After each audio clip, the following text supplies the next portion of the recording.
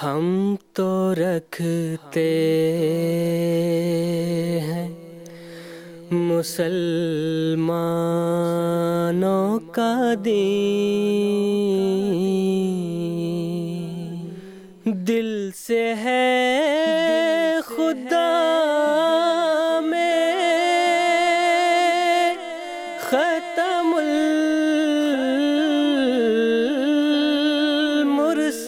المرسلین،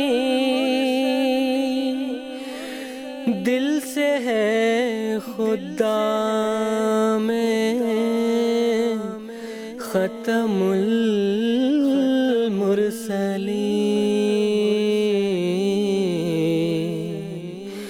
ختم المرسلین۔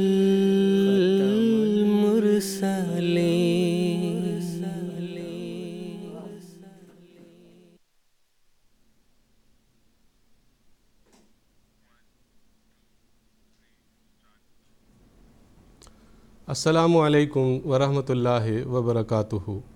اعوذ باللہ من الشیطان الرجیم، بسم اللہ الرحمن الرحیم۔ ناظرین کرام، حضرت امام آخر الزمان مسیح موعود و مہدی موعود علیہ الصلاۃ والسلام کی پیاری بستی قادیان دارالامان سے راہ ہدیٰ کے پروگرام کے ساتھ آپ کی خدمت میں حاضر ہے۔ حسب سابق آج کا پروگرام بھی لائیو اور انٹریکٹیو ہے، یعنی یہ پروگرام آپ کی خدمت میں براہ راست پیش کیا جا رہا ہے اور آپ بھی علماء کرام کی گفتگو سے مستفید ہونے کے ساتھ ساتھ ہمارے پروگرام کا حصہ بن سکتے ہیں، ہم سے رابطہ کر سکتے ہیں اور اپنے سوالات ہم تک پہنچا کر اپنے سوالات کے جوابات اسی پروگرام کے دوران حاصل کر سکتے ہیں۔ ہم سے آپ ٹیلی فون کالز کے ذریعے رابطہ کر کے اپنے سوالات ہم تک پہنچا سکتے ہیں۔ اس کے علاوہ ٹیکسٹ میسیجز، فیکس اور ای میلز کی سہولت بھی موجود ہے۔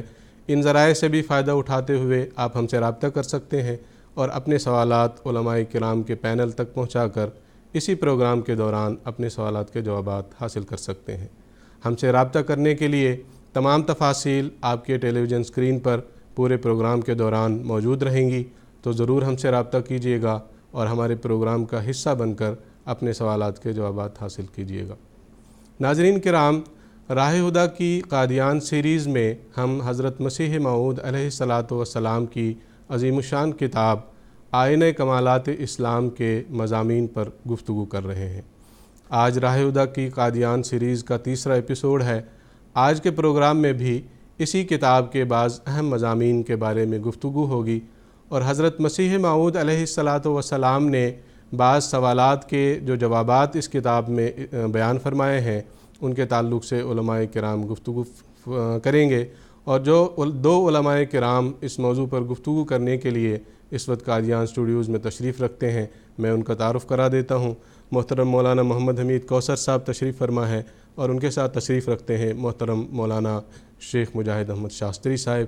میں ہر دو علماء کا پروگرام راہ ہدیٰ میں خیر مقدم کرتا ہوں۔ ناظرین کرام، حضرت نعمت اللہ ولی رحمۃ اللہ علیہ نے فارسی میں ایک منظوم پیش گوئی امام مہدی علیہ السلام کے بارے میں بیان فرمائی ہے۔ اس منظوم پیش گوئی کے ایک شعر میں آپ فرماتے ہیں، ید بیضا کی باؤ تا بندہ باز با ذوالفقار میں بینم، کہ اس امام مہدی کا روشن ہاتھ تلوار کی طرح چمکتا ہے اور میں اس کو ذوالفقار کے ساتھ دیکھتا ہوں۔ حضرت مسیح موعود علیہ الصلاۃ والسلام اس شعر کی وضاحت کرتے ہوئے فرماتے ہیں کہ ایک زمانہ وہ گزرا ہے جب کہ ذوالفقار حضرت علی کرم اللہ وجہہ کے ہاتھ میں تھی، مگر اس زمانے میں اللہ تعالیٰ ذوالفقار امام مہدی کے ہاتھ میں دے گا اور امام مہدی کا روشن ہاتھ وہی کام سر انجام دے گا جو کسی زمانے میں حضرت علی رضی اللہ عنہ کی ذوالفقار نے انجام دیے۔ ناظرین، اسلامی تعلیمات ہر لحاظ سے کامل اور مکمل ہیں اور ہر لحاظ سے پر حکمت اور پر عظمت ہے اور ہر قسم کے محاسن اس کے اندر موجود ہیں، اور صرف یہی وہ تعلیمات ہیں جو انسان کو صراط مستقیم پر قائم کر کے اس کے مقصد حقیقی یعنی وصال الہی تک اس کو پہنچا سکتی ہیں۔ اس واضح حقیقت کے باوجود حضرت صلی اللہ علیہ وسلم کے 1400 سال بعد اسلام پر ایک ایسا زمانہ آیا جب اپنوں اور بیگانوں نے اسلام پر طرح طرح کے اعتراضات اور وساوس وارد کر کے اسلام کے خوبصورت چہرہ کو غبار آلود کر دیا۔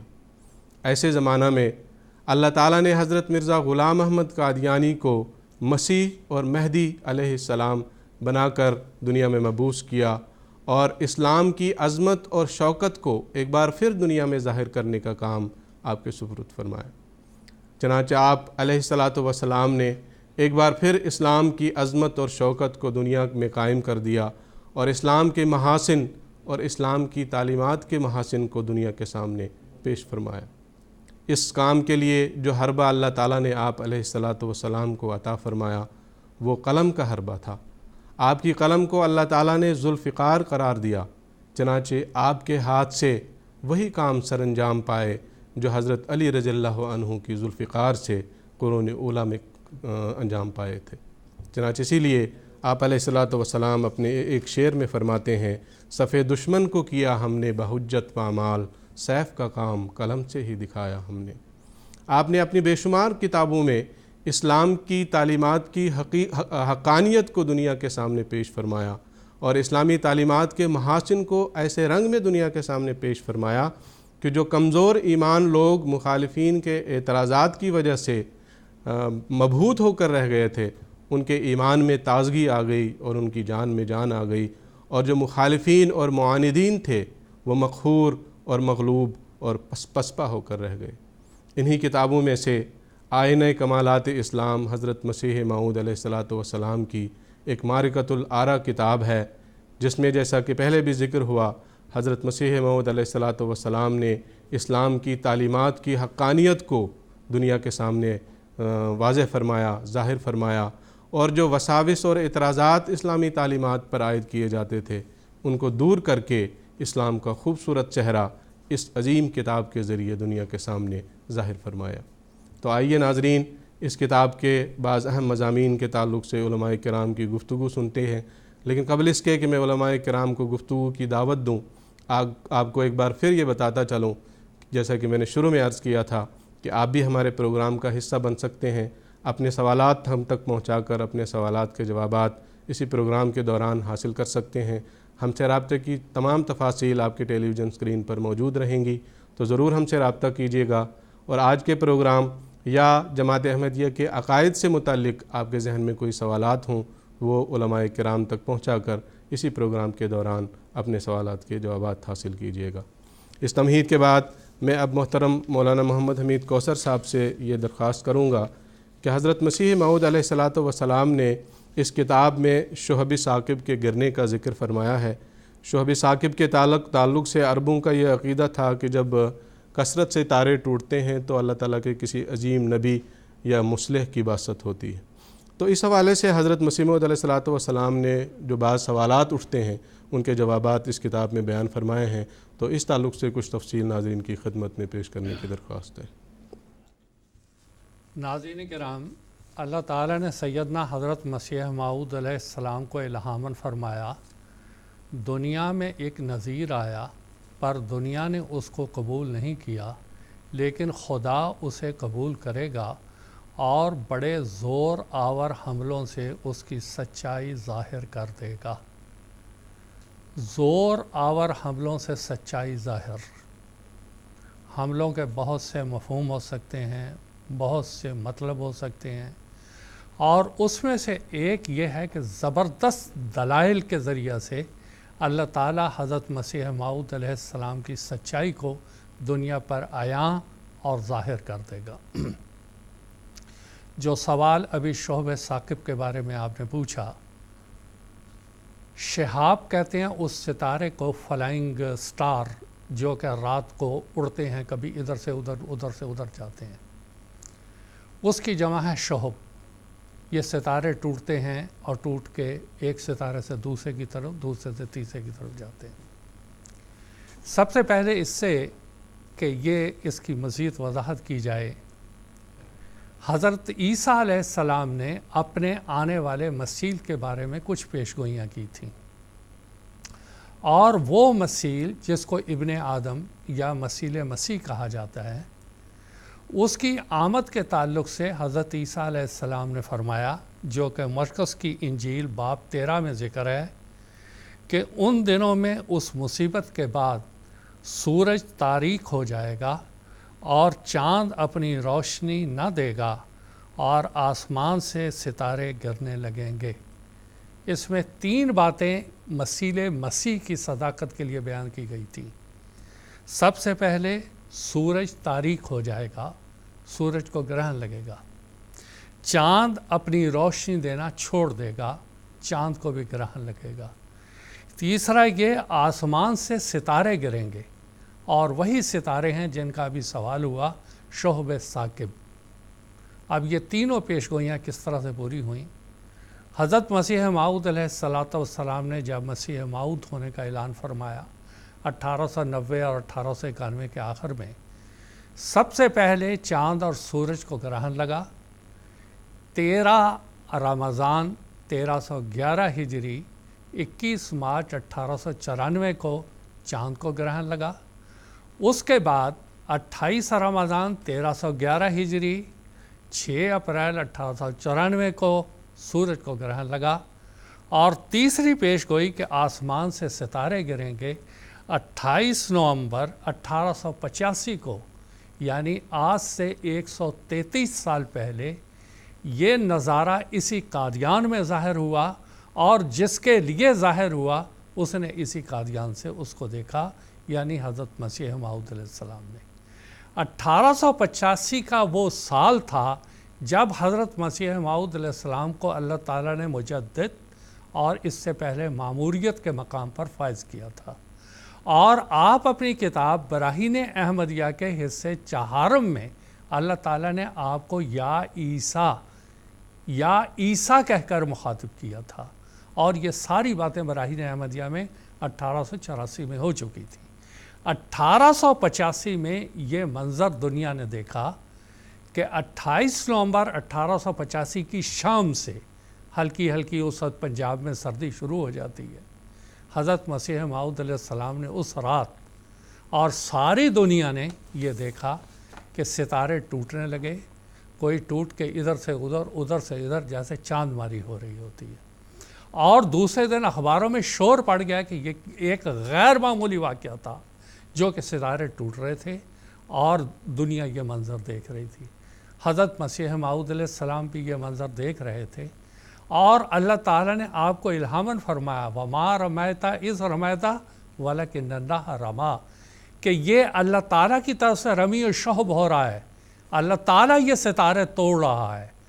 اب یہ اللہ تعالیٰ کا کوئی کام عبث نہیں ہوتا، اللہ تعالیٰ کا کوئی کام بے مقصد نہیں ہوتا، اللہ تعالیٰ کا کوئی کام تماشا دکھانے کے لیے نہیں ہوتا۔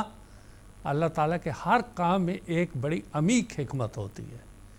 جب یہ شہب ثاقب کا واقعہ ہوا تو اس وقت اللہ تعالیٰ یہ بتا رہا تھا کہ دیکھو اب شیطانوں کے مارنے کا زمانہ آ گیا ہے، اللہ تعالیٰ کی فوج اب نازل ہو رہی ہے، اور یہ شیطانی لوگ جو اللہ تعالیٰ کا نام مٹانا چاہتے ہیں، جو دہریت کو دنیا میں پھیلانا چاہتے ہیں، جو تثلیث کو دنیا میں پھیلانا چاہتے ہیں، جو دین مصطفیٰ صلی اللہ علیہ وسلم کو بدنام کر رہے ہیں اور اس کو ختم کرنا چاہتے ہیں، ان کو مارنے کے لیے اللہ تعالیٰ کے فرشتے جو ہیں وہ آگ کے انگارے چھوڑ رہے ہیں اور شیاطین کو تباہ و برباد کر رہے ہیں۔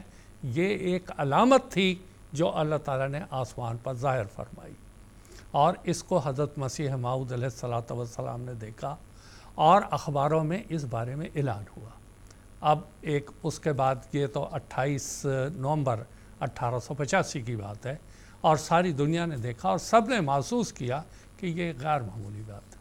اب جو آپ نے سوال کیا، حضرت مسیح موعود علیہ السلام اور تاریخ عالم ایک اور بات بتاتی ہے، جب بھی کسی معمور زمانہ کو آنا ہوتا تو آسمان پر یہ شہب ثاقب کا یہ واقعہ، یہ ستارے ٹوٹنے کا واقعہ یہ ظاہر ہوتا تھا، اور سمجھنے والے اولو الالباب اہل بصیرت اندازہ لگا لیتے تھے کہ کوئی عظیم شخصیت یا تو پیدا ہو چکی ہے یا ہونے والی ہے۔ جب سیدنا حضرت محمد مصطفیٰ صلی اللہ علیہ وسلم کی پیدائش ہوئی اور آپ نے اعلان فرمایا، اس وقت بھی یہ شہب ثاقب کا نظارہ، یہ فلائنگ سٹارز کا نظارہ دنیا نے آسمان پر دیکھا۔ اہل طائف اس معاملے میں، فلکیات کے معاملے میں کچھ مہارت رکھتے تھے۔ انہوں نے برملا کہا کہ کوئی بہت بڑا عظیم انسان دنیا میں پیدا ہو چکا ہے یا ہونے والا ہے۔ اس میں سے ایک نے محمد صلی اللہ علیہ وسلم کا نام لیا کہ میں تو سمجھتا ہوں کہ یہ حضرت محمد صلی اللہ علیہ وسلم کی وجہ سے اللہ تعالیٰ نے یہ ظاہر کیا۔ اب یہ کیوں اللہ تعالیٰ نے ظاہر کیا؟ کہ جب تمہاری فلکیات کا علم تم کو یہ بتا رہا ہے کہ جب یہ شوب ثاقب کا واقعہ ہوتا ہے تو کوئی عظیم شخصیت پیدا ہوئی ہے۔ اب جب یہ واقعہ ہو گیا ہے، رونما ہو گیا، تم نے اپنی آنکھوں سے دیکھ لیا، تو اب تمہیں اسے تلاش کرنا چاہیے۔ اور شاید اب تاریخ میں تو یہ تفصیل نہیں آتی، لیکن شاید اس کی وجہ سے بہت سے لوگوں کو ہدایت ملی ہوگی جو اس معاملے میں ماہر تھے۔ حضرت مسیح موعود علیہ السلام کے دور میں یہ ہونا، دیکھیں کتنی بڑی حضرت مسیح علیہ السلام کی صداقت ہے کہ پیشگوئی حضرت عیسیٰ علیہ السلام 2000 سال یا 1900 جب یہ واقعہ ہوا ہے 133 سال پہلے، تو اس وقت تو 1900 سال گزرے تھے۔ 1900 سال پہلے حضرت عیسیٰ علیہ السلام یہ پیشگوئی کر رہے ہیں کہ جب میرا مسیح آئے گا، ابن آدم آئے گا، اور وہ تو نام اپنا لے رہے ہیں لیکن مسیح کی بات کر رہے ہیں۔ 3 باتیں ہوں گی دنیا والوں، ایک سورج کو گرہن، چاند کو گرہن، اور شوق کے سابق کو گرنا، ستاروں کا ٹوٹنا اور گرنا۔ تینوں پیشگوئیاں بڑی شان کے ساتھ دنیا نے دیکھ لیں، اخبارات میں یہ شائع ہو گئیں۔ اس کے بعد دنیا حضرت مسیح انسان کی کیا صداقت چاہتی ہے؟ اور اصل بات وہی تھی جو کہ شروع میں الہام میں کہی گئی تھی کہ بڑے زور آور حملوں سے اللہ تعالیٰ اس کی سچائی ظاہر کر دے گا۔ اب اتنے نشانات مسیح انسان کی صداقت کے لیے ہیں۔ اب آپ دیکھ لیں رسول کریم صلی اللہ علیہ وسلم کے علاوہ جتنے بھی انبیاء گزرے ہیں، کسی ایک کے لیے بھی اتنے نشانات اللہ تعالیٰ نے ظاہر نہیں کیے۔ ایک کے بعد ایک نشان ظاہر ہوتا گیا اور دنیا دیکھتی چلی گئی، اور کچھ کو اللہ تعالیٰ نے توفیق دی اور کچھ نے اس کا انکار کیا۔ اور حضرت مسیح موعود علیہ السلام کے اب یہ زمانہ جیسے جیسے گزرتا چلا جا رہا ہے، یہ تمام پیشگوئیاں حضرت مسیح انسان کی بڑی تفصیل سے آپ کے حق میں پوری ہوتی چلی گئیں۔ اب جس کو اللہ تعالیٰ نے توفیق دی انہوں نے اس کو قبول کیا۔ اس کے بعد ایک اور ستارہ ظاہر ہوا جس کی خود حضرت عیسیٰ علیہ السلام نے پیشگوئی کی تھی، اور یہ حضرت عیسیٰ علیہ السلام کے زمانے میں ظاہر ہوا، جس کو ذو سنین کہتے ہیں، یعنی 2 دانتوں والا ستارہ، اور اس کو النجم الثاقب کا بھی نام دیا گیا ہے، اور اس کو بھی اہل یورپ نے دیکھا، اور یہ بھی حضرت مسیح موعود علیہ السلام کی صداقت کا ایک بہت بڑا نشان تھا۔ اب یہ ساری باتیں ایک کے بعد ایک حضرت مسیح السلام کے زمانے میں پوری ہوتی چلی گئیں۔ اب یہ عیسائی دنیا کے لیے ایک لمحہ فکریہ ہے کہ حضرت عیسیٰ علیہ السلام نے جس مسیح کے آنے کی خبر دی تھی اور جس کے بارے میں علامات بتائی تھیں، حضرت مسیح موعود علیہ السلام نے واضح طور پہ اعلان کر دیا تھا کہ میں وہ مسیح ہوں جس کی حضرت عیسیٰ علیہ السلام نے پیشگوئی فرمائی تھی، اور یہ وہ علامات تھیں جو حضرت عیسیٰ علیہ السلام نے، قرآن مجید نے اور رسول کریم صلی اللہ علیہ وسلم نے بیان فرمائیں، اور ایک کے بعد ایک وہ پیشگوئی پوری ہوتی چلی گئی۔ اب اس سے زیادہ وضاحت اور کیا ہو سکتی ہے؟ اس سے زیادہ زور آور حملے یا زور آور دلائل اور کیا ہو سکتے ہیں حضرت مسیح موعود علیہ السلام کی صداقت کے؟ تو یہ وہ شوب ثاقب کا واقعہ تھا جو اس وقت ظاہر ہوا، اور حضرت مسیح موعود علیہ السلام نے اس کا ذکر آئینہ کمالات اسلام میں فرمایا، اور آپ نے یہی دلیل دی کہ یہ فرشتے ہیں اللہ تعالیٰ کے۔ ہر شہاب ثاقب کے پیچھے اللہ تعالیٰ کا ایک فرشتہ ہوتا ہے، وہ جب یہ مارتا ہے تو اور یہ چمکتے ہیں ستارے، اصل میں وہ اشارہ دے رہا ہوتا ہے کہ اب شیطانی طاقتوں کا خاتمہ، اب ان کو دلائل کے ذریعہ سے ایسے زوردار اور روشن دلائل ہمارا اللہ کا بندہ دے گا کہ یہ شیاطین ان کے سامنے ٹک نہیں سکیں گے۔ اور امر واقعہ ایسا ہی ہوا کہ حضرت مسیح موعود علیہ السلام نے آئینہ کمالات اسلام جو تصحیح فرمائی، اس میں ان تمام دلائل کا آپ نے جواب دیا، اعتراضات کا جواب دیا جو اس جدید زمانے میں پیدا ہوتے تھے، اور خاص طور پہ یہ شعب ثاقب کا واقعہ ہے، ستاروں کا واقعہ ہے، کسوف و خسوف کا واقعہ ہے۔ حضرت مسیح موعود علیہ السلام نے اس کی تفصیل بتائی کہ یہ بے مقصد نہیں ہیں، یہ علوم جدیدہ اس زمانے میں اللہ تعالیٰ کے قریب ہونے کے لیے ہیں، اللہ تعالیٰ کے اور قریب ہونے کے لیے ہیں، اس کی معرفت کو حاصل کرنے کے لیے ہیں، اور حضور نے اس کی تفصیل بتائی ہے اپنی کتاب آئینہ کمالات اسلام میں۔ تو یہ اختصار کے ساتھ شعب ثاقب کا واقعہ تھا، اور اس کی جو تفصیل تھی وہ میں نے تفصیل سے آپ کو بتا دی۔ جزاکم اللہ حسن الجزا۔ کچھ ٹیلی فون کالرز ہمارے ساتھ جڑ گئے ہیں، ان سے بات کرنے کی کوشش کرتے ہیں۔ مکرم قریشی عبدالحکیم صاحب انڈیا سے کال کر رہے ہیں، یہ آن لائن ہے اس وقت۔ السلام علیکم قریشی عبدالحکیم صاحب۔ وعلیکم السلام۔ مول صاحب، میری درخواست یہ ہے کہ حضرت مسیح السلام نے خدا سے علم پا کر محمدی بیگم کے نکاح والی پیشن گوئی فرمائی۔ غیر احمدی علماء یہ کہتے ہیں کہ نعوذ باللہ یہ پیشن گوئی پوری نہیں ہوئی، جبکہ ہمارا یہ اعلان ہے کہ یہ پیشن گوئی ہر زائب نگاہ سے پوری ہو گئی ہے۔ آئینہ کمالات اسلام میں حضرت مسیح السلام نے اس پیشن گوئی کے سلسلے میں جو بھی حقائق بیان فرمائے ہیں، آپ ان حقائق پر روشنی ڈالیں۔ ایک دوسری میری درخواست یہ ہے کہ کیا اس قسم کے واقعات حضرت اقدس محمد صلی اللہ علیہ وسلم کی حیات طیبہ میں بھی وقوع پذیر ہوئے ہیں؟ تو اس کا بھی ذکر کریں مول صاحب پلیز۔ اللہ حسن الجزا، آپ کا سوال ہم تک پہنچ گیا ہے۔ میں محترم شیخ مجاہد احمد صاحب سے درخواست کروں گا کہ اس سوال کا جواب۔ جزاکم اللہ حسن الجزا۔ پیش گوئیوں کے اصولوں میں یہ بات موجود ہے کہ جو پیش گوئیاں وعید کے رنگ میں ہوتی ہیں، اس میں اگر جس کے بارے میں پیش گوئی کی جا رہی ہو اگر وہ رجوع کر لے تو پیش گوئی ٹل جاتی ہے۔ حضرت یونس علیہ السلام کی قوم کا واقعہ ہمارے سامنے قرآن مجید نے بیان فرمایا ہے کہ کس طرح حضرت یونس علیہ السلام نے اپنی اس قوم کے لیے وعیدی رنگ میں عذاب کی خبر دی، لیکن جب اس قوم نے رجوع کیا اور عذاب سے خدا کے حضور معافی چاہی تو اللہ تعالیٰ نے وہ عذاب ٹال دیا۔ سیدنا حضرت اقدس مسیح موعود علیہ السلام کی دو پیش گوئیوں کے بارے میں عموماً غیر احمدیوں کی طرف سے اعتراض ہوتے ہیں کہ یہ دونوں پیش گوئیاں پوری نہیں ہوئی۔ اس میں سے ایک پیش گوئی ہے پیش گوئی عبداللہ اتھم کے حوالے سے، دوسری پیش گوئی یہ ہے جو محمدی بیگم صاحب کے حوالے سے ہے۔ ناظرین کو میں یہ بتاتا چلوں کہ محمدی بیگم کوئی باہر کی عورت نہیں تھی، غیر عورت نہیں تھی، بلکہ سیدنا حضرت مسیح موعود علیہ السلام کے رشتہ داروں میں سے ہی تھی، اور ان کے باپ کا نام جو تھا وہ تھا مرزا احمد بیگ صاحب۔ یہ بھی حضرت مسیح اسلام کے ننہالی رشتہ داروں میں سے ہی تھے۔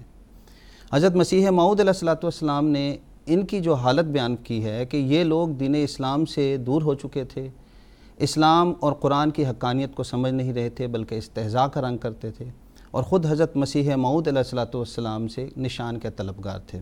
حضرت مسیح موعود علیہ السلام نے آئینہ کمالات اسلام صفحہ 568 میں بیان فرمایا ہے ان کے حوالے سے کہ ان لوگوں نے خط لکھا جس میں رسول کریم صلی اللہ علیہ وسلم اور قرآن مجید کو گالیاں دیں، اور وجود باری اجزا اسمہ کا انکار کیا، اور اس کے ساتھ ہی مجھ سے میری سچائی اور وجود باری تعالیٰ کے نشانات طلب کیے، اور اس خط کو انہوں نے اس دنیا میں شائع کر دیا اور ہندوستان کے غیر مسلموں کی بہت مدد کی اور انتہائی سرکشی دکھلائی۔ حضرت مسیح موعود علیہ السلام نے جب یہ پیشگوئی فرمائی، اس پیشگوئی کا حضور نے آئینہ کمالات اسلام میں بھی ذکر فرمایا ہے کہ جو پیشگوئی محمدی بیگم کی تھی وہ پیشگوئی یہ تھی کہ اس رنگ میں حضور نے بیان فرمایا تھا کہ یہ لوگ جو نشان طلب کر رہے ہیں تو اللہ تعالیٰ نے ان کے لیے جو قرابت دار ہیں یہ نشان ظاہر کیا ہے کہ محمدی بیگم کا نکاح مسیح موعود علیہ السلام کے ساتھ اگر ہوگا تو اس کے نتیجے میں ان قوم کے لیے یا ان رشتہ داروں کے لیے اللہ تعالیٰ کے انوار اور برکات کا ظہور ہوگا، لیکن اگر یہ لوگ یہ نکاح نہیں کرتے تو اس کے نتیجے میں ان کے اوپر اللہ تعالیٰ کی طرف سے ہلاکت اور عذاب ہوگا۔ حضرت مسیح موعود علیہ السلام نے جب یہ پیشگوئی بیان کی، اس وقت حضرت مسیح موعود علیہ السلام کی ایک شادی ہو چکی تھی، اس سے پہلے آپ کی اولاد موجود تھی، اور اولاد میں بھی وہ اولاد تھی جو خاص الہامات کے ذریعے ہو رہی تھی، لہٰذا یہ کہنا کہ صرف شادی کی غرض سے یہ آپ نے پیشگوئی کی تھی یہ سراسر غلطی ہے، بلکہ اس پیشگوئی کے 5 حصص تھے جو خاص طور پر قابل غور ہیں۔ پہلا یہ کہ اگر مرزا احمد بیگ جنہوں نے نشان طلب کیا اور ان کے نشان کے طلب کرنے کے نتیجے میں اللہ تعالیٰ نے نشان دکھایا، اگر وہ اپنی لڑکی کا نکاح حضرت مسیح موعود علیہ السلام سے نہیں کریں گے تو پھر وہ اس وقت تک زندہ رہیں گے جب تک وہ لڑکی کا نکاح کسی اور جگہ نہیں کرتے۔ دوسرا اس کے اندر یہ حصہ تھا کہ وہ لڑکی بھی زندہ رہے گی جس کا نکاح کسی اور جگہ کیا جائے گا۔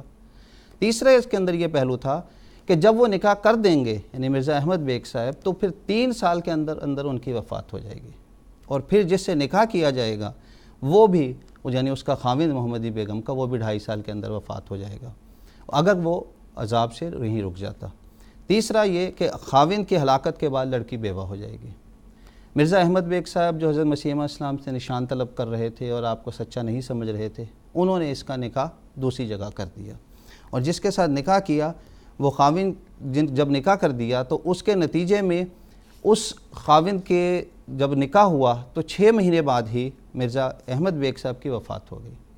جب یہ وفات ہو گئی تو وہ جو خاوند تھے مرزا سلطان احمد صاحب، ان کو ڈر پیدا ہوا کہ یہ پیشگوئی کا تو ایک حصہ ہو گیا پورا، اور انہوں نے رجوع کیا اور خدا تعالیٰ کے حضور جھکے۔ چنانچہ ان کا ایک تفصیلی انٹرویو اسی زمانے میں شائع ہوا ہے جو آج بھی موجود ہے، جو چاہے دیکھنا چاہے۔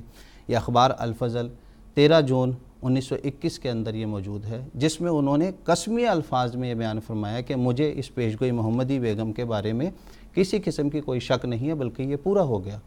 اور جس کے بارے میں پیشگوئی تھی، یعنی جس خاندان کے بارے میں کہ وہ پیشگوئی تھی اور اس کا ایک حصہ پورا ہو گیا، ان کی وفات ہو گئی، وہ لڑکی بھی زندہ رہی دوسرے طور پہ، ان کے خاندان کے لوگوں نے تو اس کو قبول کر لیا۔ یعنی ان کے بہت سارے لوگ خصوصیت کے ساتھ محمد اسحاق صاحب جو مرزا سلطان صاحب کے بیٹے تھے، انہوں نے اس کو قبول کیا۔ پھر خود محمدی بیگم کی والدہ یعنی اہلیہ مرزا بیگ سے انہوں نے حضرت مسیح موعود اسلام کی بیعت کر لی، وہ جماعت میں داخل ہو گئے۔ اسی طرح محمدی بیگم کی بہنیں ہیں، وہ جماعت میں شامل ہو گئی۔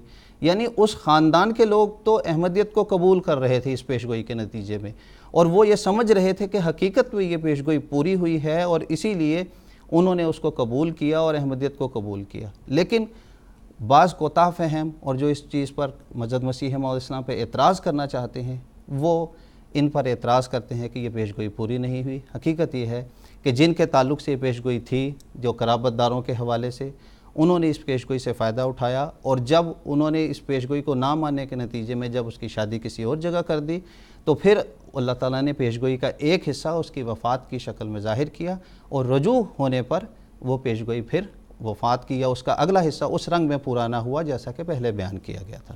جزاک اللہ، احسن جزا۔ ایک اور ٹیلی فون کالر ہیں، ان سے بھی بات کرنے کی کوشش کرتے ہیں۔ محمد عبدالرشید صاحب لندن سے ریگولر کالر ہیں، ان سے بات کرتے ہیں۔ السلام علیکم محمد عبدالرشید صاحب۔ ہاں جی، السلام علیکم ورحمۃ اللہ وبرکاتہ۔ بھائی صاحب، آج اس کا سوال قرآن مجید کی عظمت کے بارے میں ہے۔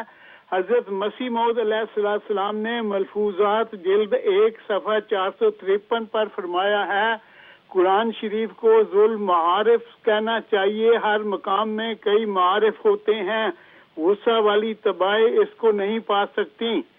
دوسرا انہوں نے فرمایا ہے، قرآن مجید کے معنی اپنی طرف سے نہ گھڑ لیا کریں، وہی معنی کریں جو تواتر آیات اور قرآنی احادیث سے صحیحہ سے ثابت ہوتے ہیں۔ یہ آریہ دھرم سے صفحہ 80 پہ ہے۔ قرآن مجید مختلف زبانوں میں ترجمہ کیا گیا ہے، جیسا کہ قرآن شریف کی سورۃ الاعراف میں اللہ نے فرمایا ہے کہ رسول اللہ صلی اللہ علیہ وسلم کو فرمایا ہے، اے رسول تو اپنی طرف سے جو تجھے بتایا گیا ہے بتا۔ آگے سوال یہ ہے جی، خدا تعالیٰ کے کلام کے لیے کیا یہ ضروری ہے کہ عجائبات اور غیر محدود بے مثل چیزیں جو ہیں، یہ کرامات صالحین صفحہ 61 میں لکھا ہوا ہے، کیا زمانہ کے لحاظ سے قرآن مجید کے معنی اور مفہوم میں تبدیلی ہو سکتی ہے؟ برائے کرم وضاحت فرما دیں تاکہ تبلیغ کے لیے آسانی ہو۔ جزاکم اللہ۔ جزاکم اللہ، احسن جزا۔ محترم کوثر صاحب سے درخواست ہے۔ بڑا لمبا سوال ہے۔ بہرحال حضرت مسیح موعود علیہ السلام نے اپنی بہت سی کتابوں میں اس بات کا ذکر کیا۔ تحفہ گولڑیا میں بھی اس کا ذکر ہے۔ حضور فرماتے ہیں کہ قرآن مجید کے بہت سے متون ہیں، پھر اس کے معنی ہیں۔ ان کا یہ فرمانا کہ قرآن مجید کے معنی تبدیل ہو سکتے ہیں، ایسی بات نہیں ہے۔ قرآن مجید کی تفسیر نمبر 1، تفسیر نمبر 2، تفسیر نمبر 3، تفسیر نمبر 4، تفسیر نمبر 5، بہت سی تفاسیر ہیں جو سیدنا حضرت مسلم موعود رضی اللہ تعالیٰ عنہ نے تفسیر کبیر میں بیان فرمائی۔ کیونکہ قرآن مجید کے ایک ہی لفظ کے کئی معنی ہوتے ہیں۔ اللہ تعالیٰ نے اسی لیے قرآن مجید میں فرمایا انا انزلناہ قرآنا عربیا، عربی زبان کی یہ خصوصیت ہے کہ ایک معنی کے ایک لفظ کے کئی معنی ہوتے ہیں۔ اور حضرت مسلم موعود رضی اللہ تعالیٰ نے تفسیر کبیر میں حضور ایک لفظ کو لیتے ہیں اور پھر اس کے کئی معنی بیان کرتے ہیں، پھر ہر معنی کے لحاظ سے اس کی تفسیر کرتے ہیں۔ تو ہم یہ نہیں کہہ سکتے ہیں کہ پہلی تفسیر غلط ہے، دوسری غلط ہے، تیسری غلط ہے، نہیں، کیونکہ جو احباب عربی زبان سے واقف نہیں وہ یہ کہتے ہیں کہ دیکھو یہ ترجمہ ایسے کیا، خلیفۃ المسیح رابع نے یہ کر دیا، ثانی نے یہ فرمایا تھا۔ بات یہ ہے بھائی میرے، خلیفۃ المسیح ثانی نے ایک ترجمہ کیا، اس کے تو 7 ترجمے ہو سکتے ہیں۔ اب دوسری زبانوں میں اتنی وسعت ہی نہیں کہ وہ اس کو سمیٹ سکے۔ پھر اس کے اندر دوسری حضرت مسلم صاحب نے منن الرحمن جو کتاب تصنیف فرمائی کہ عربی زبان کی یہ خاصیت ہے کہ اس میں ضمائر کا ایک سلسلہ ہے۔ بعض ضمائر کو آپ کھلا چھوڑ دیں، وہ جس طرح بھی رجوع کرتا چلا جائے گا وہ معنی دیتا چلا جائے گا۔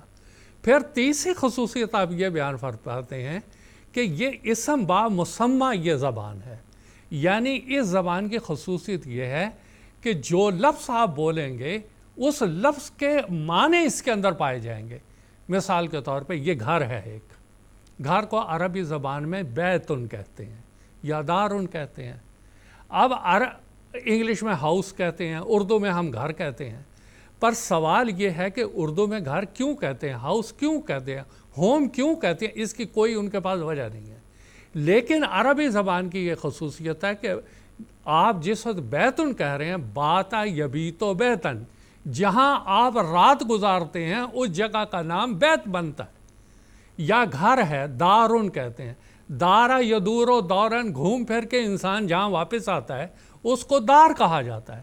قلب ہے، دل، ہارٹ، ہردے، کتنے ہی لفظ ہیں، لیکن کوئی زبان والا یہ نہیں بتاتا کہ اس کے معنی کیا ہیں۔ لیکن قاف لام بے قلب، عربی زبان کا جہاں یہ مادہ آئے گا اس کے معنی الٹنا پلٹنا، جیسے انقلاب ہے، قلب ہے، مقلب ہے، یہ سارے معنی اس قسم کے ہیں کہ ہر وہ چیز جو دھڑکتی رہے گی، الٹتی پلٹتی رہے گی، اس کو قلب کہا جائے گا۔ قرآن مجید ایک ایسا سمندر ہے، اس کو تو سمیٹا ہی نہیں جا سکتا، اور یہی وجہ ہے کہ حضرت مسیح انسان کی تفاسیر جتنی بھی ابھی چلتی چلی آ رہی ہیں، اس کے بعد خلفائے کرام کی تفاسیر لے لیں، خلیفۃ المسیح اول کی لے لیں، خلیفۃ المسیح ثانی کی لے لیں، خلیفۃ المسیح ثالث کے خطبات میں تفاسیر لے لیں، الرابع رحمہ اللہ نے جو تفسیر فرمائی وہ لے لیں، یا موجودہ ہمارے امام محبوب حضرت خلیفۃ المسیح خامس ایّد اللہ تعالیٰ بن العزیز جو مفاہیم بعض آیات کے بیان کر رہے ہوتے ہیں، ایسا لگتا ہے بالکل نئے۔ تو یہ قرآن مجید کی ایک خوبی ہے، یہ کوئی منجمد کتاب نہیں ہے، یہ تو ایسی کتاب ہے کچھ معنی ماضی میں کھل گئے، بعض ابھی کھل رہے ہیں، بعض قیامت تک کھلتے رہیں گے۔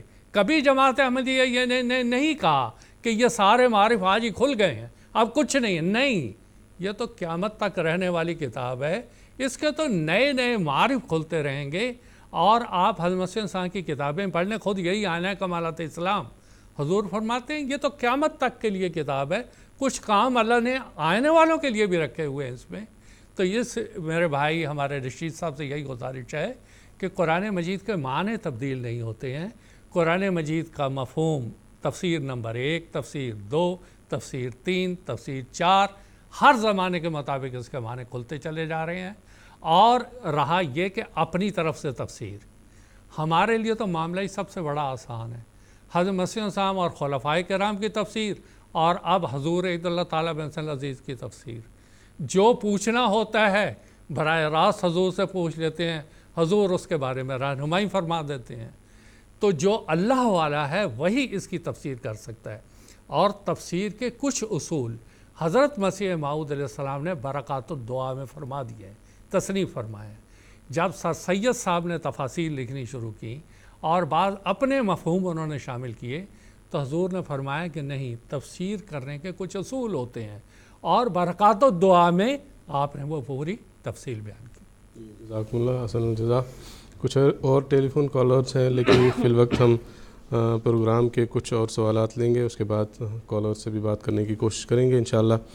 मुकरम शेख मुजाहिद अहमद साहब से मेरा ये सवाल है कि शोहब साकिब का भी ज़िक्र हुआ, इस ताल्लुक़ से बाज़ दफ़ा एतराज़ किया जाता है, जिसका ज़िक्र हज़रत मसीह मौऊद अलैहिस्सलातु वस्सलाम ने अपनी किताब में भी फ़रमाया है और उसका जवाब भी तहरीर फ़रमाया है कि शोहब साकिब जो होते हैं बज़ाहिर तो ये इसके मादी असबाब होते हैं, ज़ाहिरी असबाब होते हैं, तो इसका शैतान के रजम से क्या ताल्लुक़ है? इस ताल्लुक़ से हज़रत मसीह मौऊद अलैहिस्सलातु वस्सलाम ने जो तफ़सील इस किताब में बयान फरमाई है उसका इख्तिसार से ज़िक्र करने की आपसे दरख्वास्त है। जज़ाकुमुल्लाह अहसन जज़ा। सैयदना हज़रत अक़दस मसीह मऊद अलैहिस्सलातु वस्सलाम की ये एक अज़ीमुश्शान किताब आइना कमालात इस्लाम है। इसके अंदर हज़रत मसीह मऊद अलैहिस्सलातु वस्सलाम ने वो आसमानी उलूम बयान फरमाए हैं जिनको समझने के लिए नेक तबीयत और पाक रूह का होना भी ज़रूरी है, वरना हज़रत मसीह मऊद अलैहिस्सलातु वस्सलाम की इसी किताब से कम फ़हम और कोताह लोगों ने एतराज़ात भी तलाश किए। हज़रत मसीह मऊद अलैहिस्सलातु वस्सलाम ने जो अज़ीमुश्शान मारिफ़ इसके अंदर बयान किए हैं वो इतने अज़ीम हैं और इतने अहम हैं कि इंसान अगर अपने क़ल्ब सलीम से उनको समझने की कोशिश करे तो एक वजद की कैफ़ियत तारी हो जाती है कि ये इमामुज़्ज़मान ही का हक़ था कि वो इनको बयान करे, और किसी आम इंसान में ये ताकत ही नहीं थी कि वो इन मफ़ाहीम को बयान कर सके। जो सवाल आपने पूछा या जिसके बारे में हज़रत मसीह मौऊद अलैहिस्सलाम ने आइना कमालात इस्लाम में ज़िक्र फरमाया है, उसको समझने के लिए थोड़ा सा पस मंज़र जानना ज़रूरी है ताकि आम नाज़रीन उसको समझ सकें। कुरान करीम के मुताले से हमें यह मालूम होता है कि कुरान मजीद में अल्लाह ताला ने ये असूल बयान फरमाया है कि वो ज़ाहरी निज़ाम को रूहानी निज़ाम के साथ एक शदीद मुमासलत और मुशाबहत बयान करता है, और बार बार रूहानी आलम को समझने के लिए जिस्मानी आलम की मिसालें देता है। मसलन कभी इल्हाम को पानी के मुशाबा करार दे दिया गया और इसके असरात को कलाम इलाही के असरात से मुशाबा दे दिया गया। कभी ज़मीन व आसमान के ताल्लुकात से रूह और जिस्म के ताल्लुकात करार दे दिए गए और उसकी तरफ तवज्जो को फेरा गया। रूहानी निज़ाम को जिस्मानी निज़ाम के साथ मुशाबहत की एक जो सबसे बड़ी मिसाल है और जो आसान मिसाल है वो कुरान मजीद ने ख़ातमुन नबीयीन हज़रत मोहम्मद मुस्तफ़ा सल्लल्लाहु अलैहि वसल्लम के वजूद से करार दी है। चुनांचे अल्लाह ताला ने सूरह अहज़ाब आयत नंबर 47 में, नाज़रीन के लिए मैं बताता चलूँ कि हम बिस्मिल्लाह को कुरान मजीद का हिस्सा समझते हैं, तो आयत 47 में हज़रत सल्लल्लाहु अलैहि वसल्लम को सिराजम मुनीरा के अल्फाज से याद किया है, यानी रोशन और चमकदार सूरज का आपको लक़ब दिया है। जिस तरह ये मादी सूरज निज़ाम दुनियावी के लिए बतौर मरकज़ के है, उसी तरह हज़रत सल्लल्लाहु अलैहि वसल्लम को इस लक़ब के ज़रिए अल्लाह ताला ने कहा कि आप नबूवत के लिए बतौर मरकज़ के हैं। तमाम अंबिया आपके गिर्द गर्दिश कर रहे हैं और आपके ही फैज़ से फैज़ पा रहे हैं। इस मुख्तसर तमहीद के बाद आइए हम असल सवाल की तरफ आते हैं कि जब ज़मीन के रहने वाले अपनी गर्दन ऊंची करते हैं तो उन्हें ऊपर आसमान नज़र आता है। इस आसमान में एक सितारों का निज़ाम है, हर एक सितारा एक दूसरे के साथ कशिश शकिल के साथ खिंचा हुआ है और एक निज़ाम के साथ अल्लाह ताला ने इनको जोड़ा हुआ है। कुरान मजीद ने बयान किया है कि ये अपनी गर्दिश में एक इंच आगे पीछे नहीं हिल सकते, बल्कि एक मरबूत निज़ाम है। अल्लाह ताला ने इसकी हिफाजत के सामान किए हुए हैं। इसी मिसाल को कुरान मजीद में कई मकामात पे रूहानी निज़ाम के साथ भी जोड़ा है। हमारे सिरों पे जो आसमान है, जिसको हम आसमान कहते हैं, रात में से हम में से अक्सर ने ये देखा होगा कि एक चिंगारी से आसमान के एक कोने से दूसरे कोने की तरफ चली जाती है और दूसरी तरफ चले जाती है। बोलचाल में इसे तारों का टूटना कहा जाता है। हालांकि साइंसी लिहाज से ये दुरुस्त नहीं है। माहिर फ़ल्कियात के मुताबिक शमसी निज़ाम के जो मुख्तलिफ़ सैयारों के जो मोरज़ वजूद में आने के बाद जो मादा बच गया, वो हैं जो इसके सूरज के गिर्द गर्दिश कर रहे हैं। जब वो बचा हुआ मादा या उनमें से कोई छोटे होते हैं, कुछ हुजम में बड़े होते हैं, जब वो हमारी ज़मीन के कुर्रा में दाखिल होता है तो हवा से रगड़ लगने के नतीजे में वो जल उठते हैं। इसको शहाब साकिब कहा जाता है। बाज़ लोग ये ख्याल करते हैं कि जब शहाब साकिब का ज़हूर होता है तो इसके साथ इनकलाबात ज़ाहिर होते हैं और इसके बाद अज़ीमुश्शान रूहानी तग़य्युरात होते हैं। मज़हबी सोहफ़ इसकी तायीद करते हैं, जिस तरह अभी मोहतरम मौलाना साहब ने बताया کہ حضرت عیسیٰ علیہ السلام نے اپنی آمد ثانی کے حوالے سے یہ بتایا تھا کہ سورج گہنایا جائے گا، چاند گہنایا جائے گا، تارے ٹوٹیں گے، مرکز کے اندر بیان فرمایا ہے۔ پھر حضرت مسیح موعود علیہ السلام نے یہ بات بھی بیان فرمائی ہے آئینہ کمالات اسلام کے اندر ہی کہ حضرت صلی اللہ علیہ وسلم کی بعثت کے وقت بھی بکثرت آسمان سے شہب ثاقب گرے، یہاں تک کہ زمین کے لوگوں میں ایک ہیجان برپا ہو گیا اور وہ سوچنے لگے کہ یہ اتنے تغیر کیوں آ رہے ہیں۔ پھر حضرت مسیح موعود علیہ السلام کے لیے بھی اللہ تعالیٰ نے 28 نومبر 1885 کو شہب ثاقب کا نظارہ دکھایا، اور حضرت مسیح موعود علیہ السلام خود آئینہ کمالات اسلام صفحہ 110 میں بیان فرماتے ہیں کہ جب آپ یہ نظارہ دیکھ رہے تھے تو آپ یہ بیان کر رہے تھے، خداوند کریم جانتا ہے کہ سب سے زیادہ غور سے اس تماشا کے دیکھنے والا اور پھر اس سے حظ اور لذت اٹھانے والا میں ہی تھا۔ میری آنکھیں بہت دیر تک اس تماشا کے دیکھنے کی طرف لگی رہیں، اور وہ سلسلہ رمی شہب کا شام سے ہی شروع ہو گیا تھا، جس کو میں صرف الہامی بشارتوں کی وجہ سے بڑے سرور کے ساتھ دیکھتا رہا، کیونکہ میرے دل میں الہاماً ڈالا گیا کہ یہ تیرے لیے نشان ظاہر ہوا ہے۔ حضرت مسیح موعود علیہ السلام نے اپنی اس عظیم الشان کتاب میں شہب ثاقب اور آسمانی تغیرات کے بارے میں 2 وجوہات بیان کی ہیں۔ پہلی وجہ ہے ظاہری سلسلہ نظام جسمانی، یعنی ایک سلسلہ جو ظاہر میں بظاہر سائنسدان جو بیان کرتے ہیں کہ شہب کا یہ طریقہ ہے، یہ طریقہ ہے، ایسے ایسے ان وجوہات سے وہ گرتے ہیں۔ دوسرا طریقہ حضرت مسیح علیہ السلام نے بیان فرمایا کہ خدا تعالیٰ کے ملائک کا سلسلہ ہے۔ یہ وہ دوسرا طریقہ ہے جس کو ہم اگر آسان لفظوں میں اپنے ناظرین کو میں اگر بتانا چاہوں تو وہ یہ ہے کہ آسمان میں یا زمین میں کوئی بھی جب تغیر ہوتا ہے تو وہ تغیر اسی وقت ہوتا ہے جب اللہ تعالیٰ کی مشیت ہوتی ہے، اس کے ارادہ کے بغیر وہ تغیر نہیں ہو سکتا۔ اپنے آپ اس میں وہ طاقت نہیں کہ وہ تغیر ہو جائے، بلکہ خدا تعالیٰ کے مشیت اور ارادے سے ہی وہ تغیر ہو رہا ہے۔ جس طرح شروع میں بتایا تھا میں نے کہ جسمانی نظام اور روحانی نظام میں ایک مطابقت ہے، اسی طرح ظاہری اسباب کے پیچھے بھی ایک باطنی نظام جاری ہے، باطنی اسباب چل رہا ہے، اور اس باطنی نظام کو سمجھنے کے لیے باطنی آنکھ چاہیے ہوتی ہے، اس کو سمجھنے کے لیے وہ قلب سلیم دل چاہیے ہوتا ہے جو ہی اس کو سمجھ سکتے ہیں۔ فرشتوں کے کام بھی جو ہر ایک شعب کے اوپر مقرر ہیں اللہ تعالیٰ کی طرف سے، وہ عبث نہیں ہیں۔ حضرت مسیح موعود علیہ السلام اسی کتاب میں بیان فرماتے ہیں، قرآن کریم نے ہم پر یہ عقد کھولا ہے کہ اسقاط شہب سے ملائکہ کی غرض رجم شیاطین ہے، یعنی ملائکہ ان شہب کے انتشار سے، حضرت مسیح السلام کی عبارت کا مفہوم یہ ہے کہ ملائک ان شہب کے انتشار کے گرانے کے ساتھ ایک نور کا انتشار بھی کرتے ہیں، جس کے نتیجے میں جب وہ ستارے گرتے ہیں تو زمین نور سے بھر جاتی ہے، اور وہ جو نیک طبیعتیں ہوتی ہیں وہ اس نور کی کشش سے خدا تعالیٰ کی طرف جھکنے لگتی ہیں اور سچائی کی طرف گامزن ہو جاتی ہیں۔ لیکن جو ازلی بدبخت ہوتے ہیں، جن کی طبیعت میں کجی ہوتی ہے، ٹیڑھا پن ہوتا ہے، جب وہ شہب ان کے لیے گرتے ہیں تو وہ اس کو قبول نہیں کرتے اور اپنے ٹیڑھے پن میں اور زیادہ بڑھ جاتے ہیں۔ انبیاء علیہ السلام کے وقت میں بھی چونکہ شہب گرتے ہیں اور بکثرت گرتے ہیں تو اس کے نتیجے میں ملائکہ کا نور پھیل جاتا ہے اور نیک دل اس کو قبول کر لیتے ہیں، اور جو لوگ اس کو قبول نہیں کرتے ان کے لیے یہ شہب رمی جمار کی مانند ہوتے ہیں۔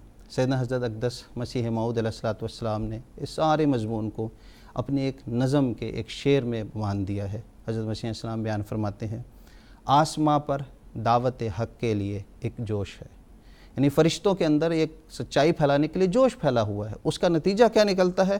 ہو رہا ہے نیک طبعوں پر فرشتوں کا اوتار، یا جو نیک طبیعتیں ہیں اس پر فرشتوں کا اوتار ہوتا ہے۔ پس رمی جمار سے مراد یہی ہے کہ فرشتوں کا نور جو آتا ہے وہ پھر نیک لوگوں پر ہوتا ہے اور بدبختوں کے لیے وہ رمی جمار بن جاتا ہے۔ جزاکم اللہ، حسن جزا۔ ایک اور ٹیلی فون کالر اس وقت آن لائن ہے، اس سے بات کرنے کی کوشش کرتے ہیں۔ مکرم خان صاحب ہیں مانچسٹر سے، ان سے بات کرتے ہیں۔ السلام علیکم ورحمۃ اللہ خان صاحب۔ جی وعلیکم السلام، سبھی سامعین و ناظرین کی خدمت میں السلام علیکم۔ وعلیکم السلام ورحمۃ اللہ۔ آپ کی پوری ٹیم کو سلام۔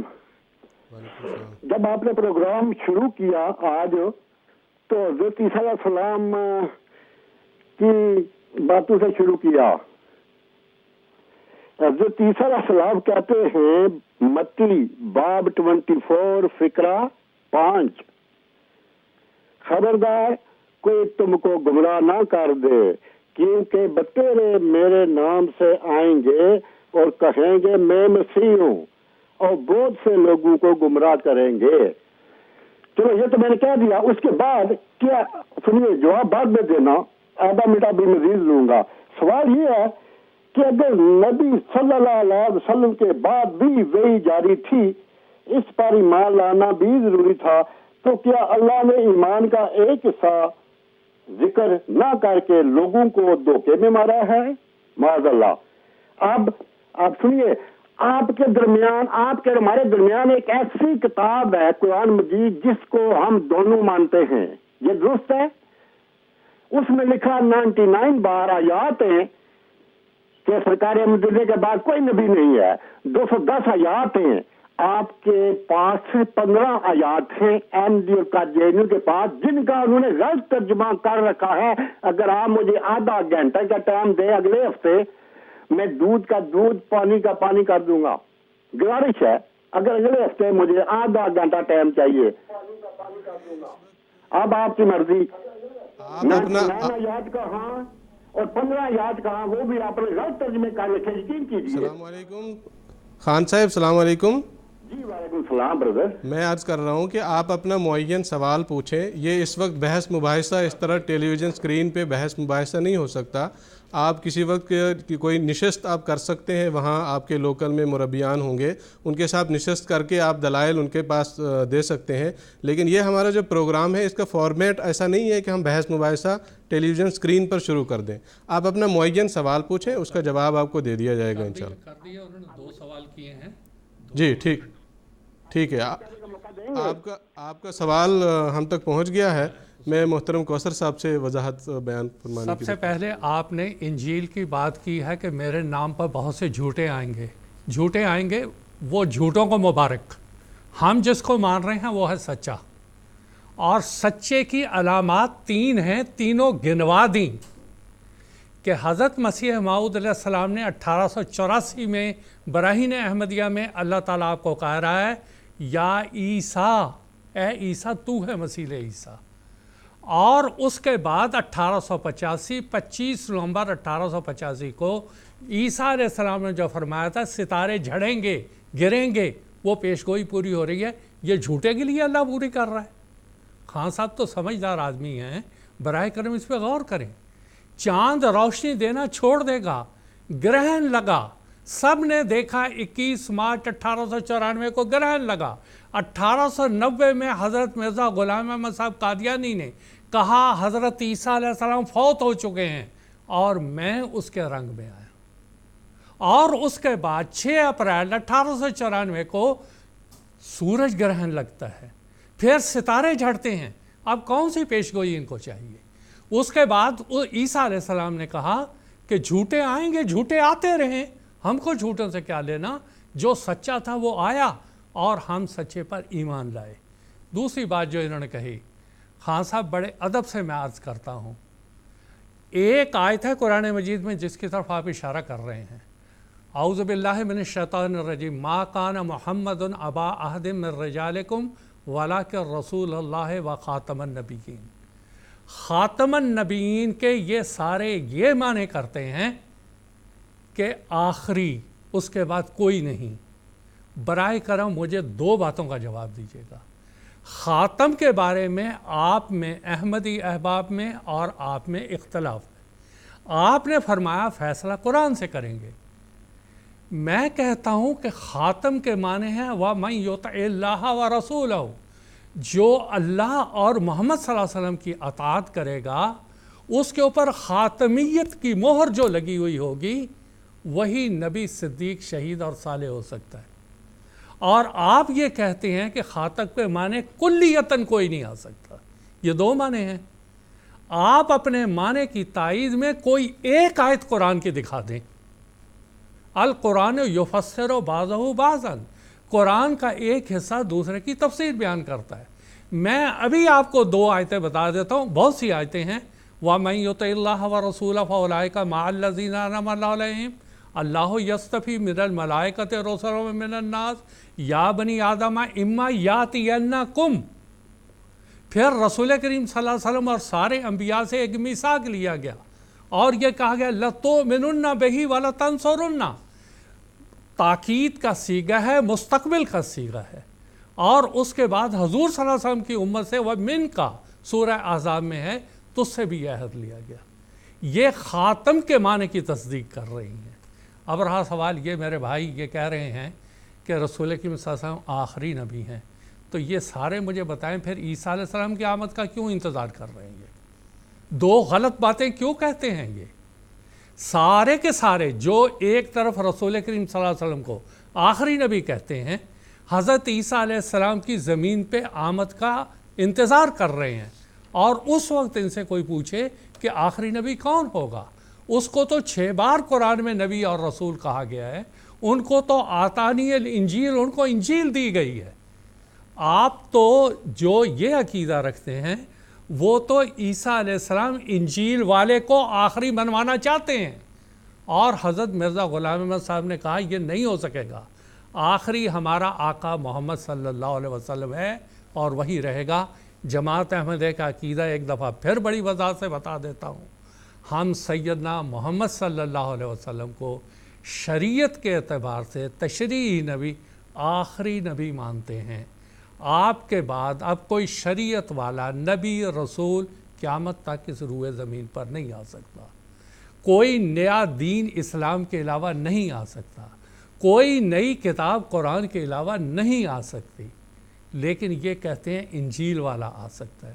یہی تو فرق ہے, یہی تو غلط فہمی ہم دور کر رہے ہیں, یہ اس غلط فہمی میں لوگوں کو ڈال رہے ہیں. تو میرے بھائی ذرا غور کیجئے اور دعا کیجئے, اور جس امام مہدی اور مسیح موعود کے آنے کی حضرت محمد مصطفیٰ صلی اللہ علیہ وسلم نے پیش گوئی فرمائی تھی, سارے کہتے تھے وہ 14ویں صدی کے شروع میں آئے گا. اب 15ویں صدی کے 39واں سال اور رمضان بھی گزر گیا, وہ کہاں ہے؟ سوال تو وہیں کھڑا ہوا ہے.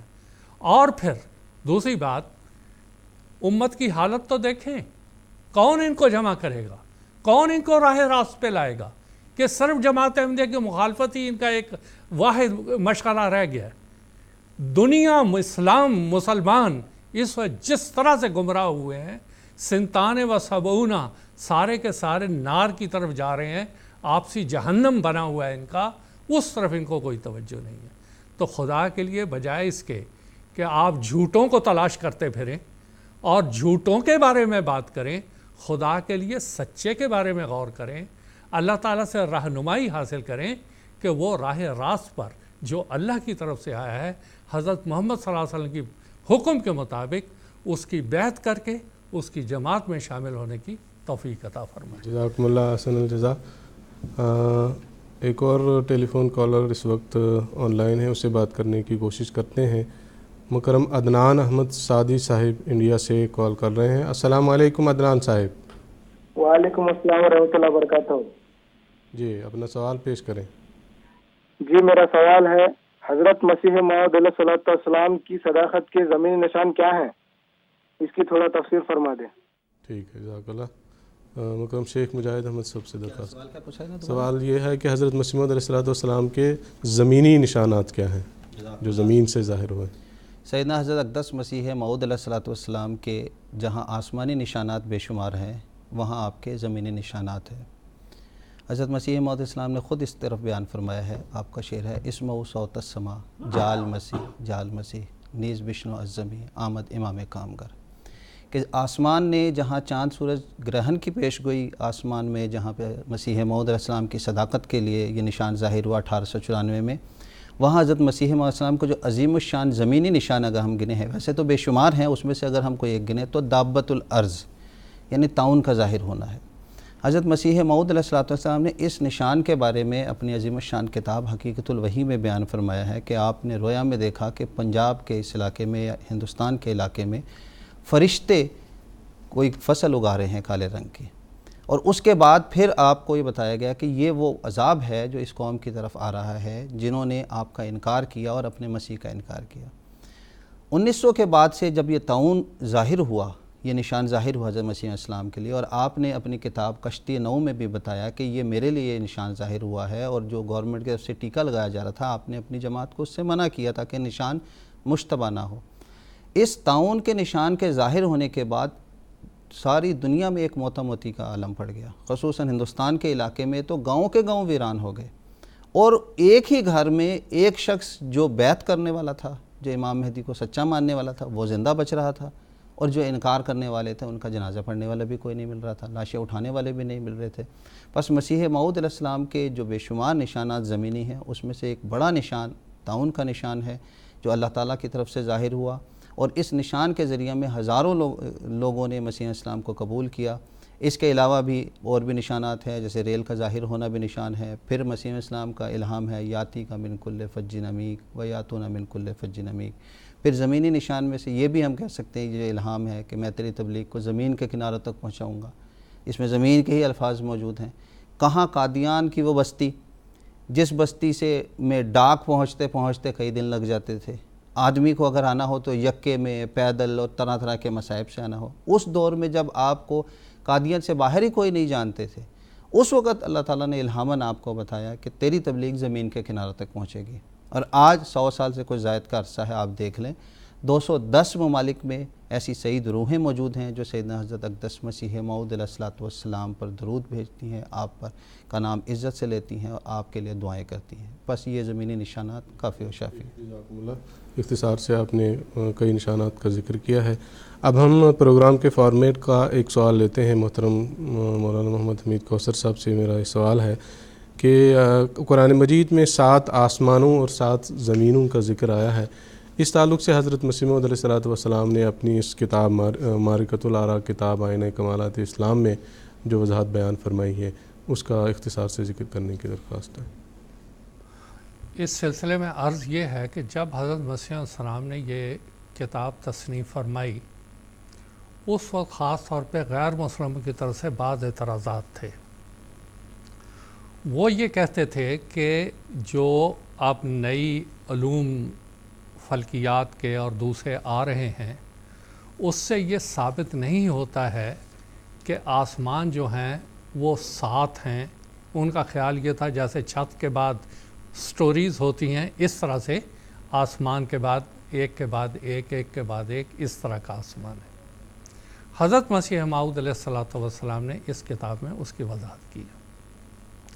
سب سے پہلی بات تو یہ ہے کہ اللہ تعالیٰ نے قرآن مجید میں ایک اصول بیان فرمایا ہے، ان فی خلق السماوات والارض واختلاف اللیل والنہار لآیات لأولی الالباب، یقیناً آسمانوں اور زمین کی پیدائش میں اور رات اور دن کے عدلنے بدلنے میں صاحب عقل لوگوں کے لیے نشانیاں ہیں۔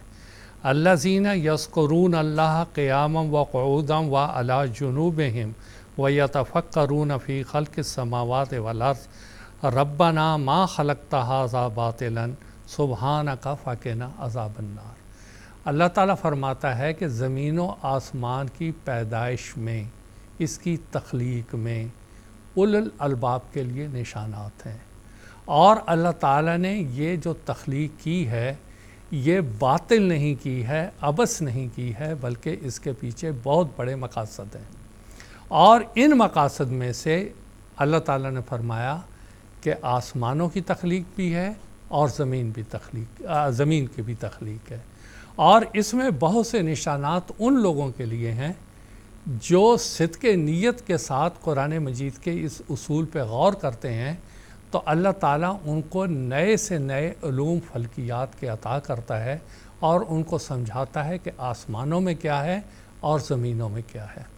اب اس کے بعد جو حضرت مسیح موعود علیہ الصلوۃ والسلام نے جواب دیا، اللہ الذی خلق 7 سماوات ومن الارض مثلہن، کہ اللہ وہی ہے جس نے 7 آسمانوں کو پیدا کیا اور زمینیں بھی آسمانوں کے عدد کے مطابق پیدا کیں، آسمانوں اور زمینوں کے درمیان اس کا حکم نازل ہوتا ہے کہ جو عدد آسمانوں کی ہے اسی کے مطابق وَمِنَ الْأَرْضِ مِثْلَهُنَّ، جتنے آسمان ہیں جو عدد اسی کی امثال زمینیں بھی ہیں۔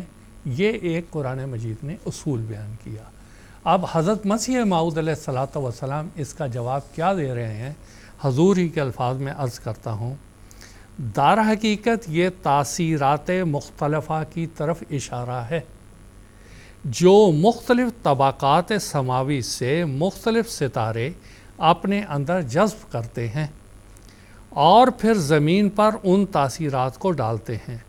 خدا تعالیٰ نے آسمانوں کو 7 پیدا کیا، ایسا ہی زمینیں بھی 7 پیدا کیں، اور ان 7 آسمانوں کا اثر بے امر الہی ان میں پیدا ہوا اور 7 زمینوں میں ڈالا۔ 7 زمینوں سے مراد زمین کے 7 طبقے ہیں۔ زمین کے جو 7 طبقے ہیں حضور فرماتے ہیں یہ اس سے مراد ہے، جو نسبتی طور پر بعض کے تحت واقع ہیں۔ اب اوپر کے جو زمین کے طبقات ہیں، آپ ہمالیہ سے لے لیں اور اوپر لے لیں، نیچے چلتے آئیں، مختلف قسم کے یہ طبقات ہیں۔ حضور فرماتے ہیں 7 زمینوں سے مراد زمین کے 7 طبقے ہیں، جو نسبتی طور پر بعض کے تحت واقع ہوئے ہیں۔ اور پھر حضور دوسری تفصیل یہ بیان فرما رہے ہیں، اور کچھ بے جا نہ ہوگا کہ ہم دوسرے لفظوں میں ان طبقات 7 کو 7 اقلیم کے نام سے موسوم کریں۔ 7 کہتے ہیں 7 اقلیم علاقے، کہ 7 علاقوں کی طرح ہم اس کا نام رکھیں۔ اور حضور آگے فرماتے ہیں یہ یونانی فلسفہ جو ہے وہ ہم من و عن اسی طرح ماننے کے لیے تیار نہیں ہیں، بلکہ جو 7 اقلیم ہیں، جو 7 بر اعظموں کا ایک تصور ہے، اس کے مطابق اگر دیکھا جائے تو ایک دوسری تشریح اس کی یہ بنتی ہے۔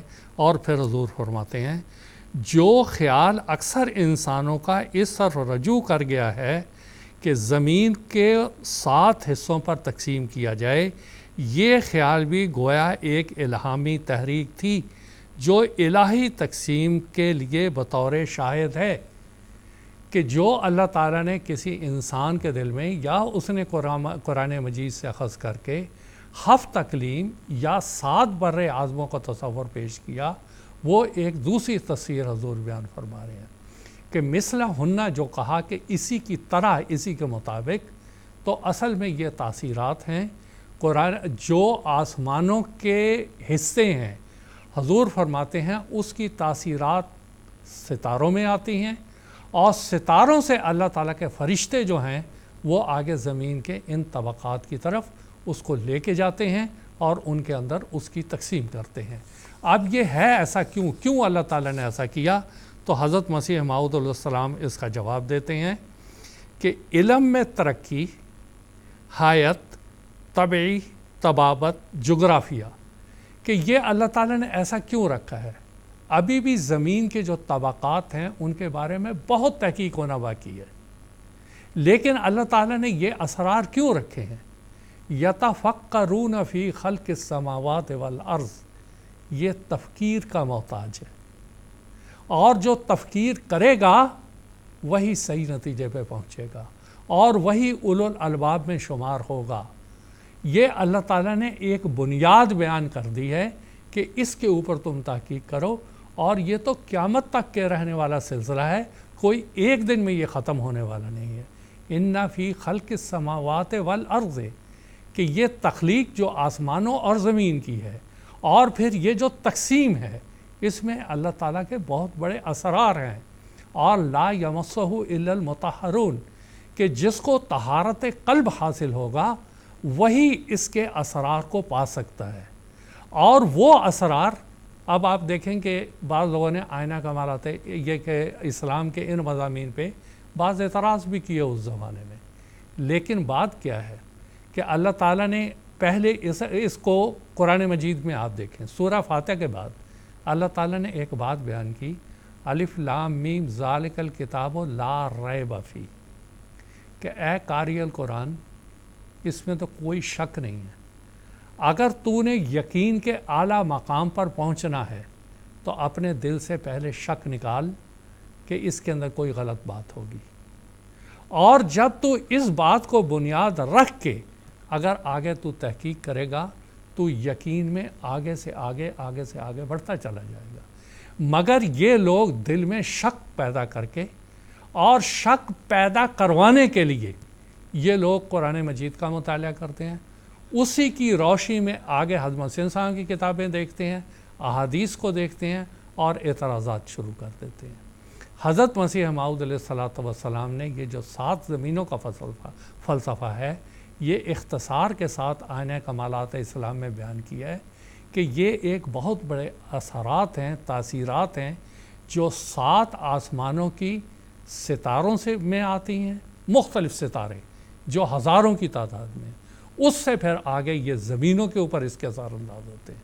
اب شاید اس سے کوئی سمجھے کہ، اور اس کو مثال دے کے سمجھانے کے لیے عرض کرتا ہوں کہ آسمان کی جو چیزیں ہیں اس کی تاثیرات زمین پر کیسے ہوتی ہیں۔ مثال کے طور پہ چاند ہے، آپ سمندر کے کنارے کہیں کھڑے ہو جائیں، جب 14ویں 13ویں 14ویں 15ویں کا چاند ہو تو دیکھیں کس طرح سمندر کا پانی جوار بھاٹا کی شکل میں اوپر جاتا اور آتا ہے۔ یہ تو ایک معمولی سی مثال ہے کہ یہ تاثیرات کیسے زمین کے اس طبقے پر جو پانی کا حصہ ہے اس کے اوپر یہ کیسے اثر انداز ہوتا ہے۔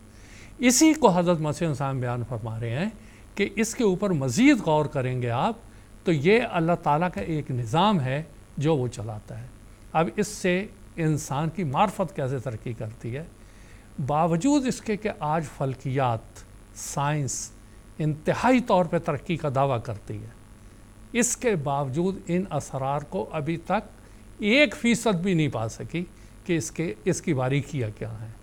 شاید یہ میدان، شاید کیا یقینی طور پہ یہ میدان اللہ تعالیٰ نے جماعت احمدیہ کے خدام کے لیے کھلا رکھا ہے کہ وہ اس کے اوپر غور کریں، سب سے پہلے قرآن مجید اور اس کے بعد حضرت مسیح السلام کی تحریرات اور اس کے بعد خلفائے کرام نے جو اس کی بعض جگہ تشریحات کی ہوئی ہیں ان کو ملحوظ رکھ کر اگر اس پہ تحقیق کریں گے تو نئے سے نئے علوم ان کے سامنے آئیں گے۔ اور اس کی ایک مثال تو ہمارے سامنے تھی، حضرت حافظ صالح محمد اللہ دین صاحب مرحوم و مغفور، وہ فلکیات کے بہت بڑے ماہر تھے، حافظ قرآن تھے، عالم دین تھے، اور اس قسم کے مسائل پہ جب وہ جلسہ سالانہ پر تقاریر کرتے یا بعض اوقات باتیں کرتے، بیٹھ کے سمجھاتے تو بڑا ہی ایک روحانی سرور ملتا تھا کہ کتنی گہرائی میں جا کے یہ باتیں سمجھاتے ہیں۔ تو یہ وہ اصول ہے جو حضرت مسیح السلام نے یہ 7 زمینوں کا بیان فرمایا۔ جزاکم اللہ حسن جزا۔ کچھ ٹیلی فون کالرز ہیں اس وقت آن لائن، ان سے بات کرنے کی کوشش کرتے ہیں۔ مکرم حفیظ احمد صاحب لندن سے کال کر رہے ہیں، آن لائن ہے اس وقت۔ السلام علیکم حفیظ صاحب۔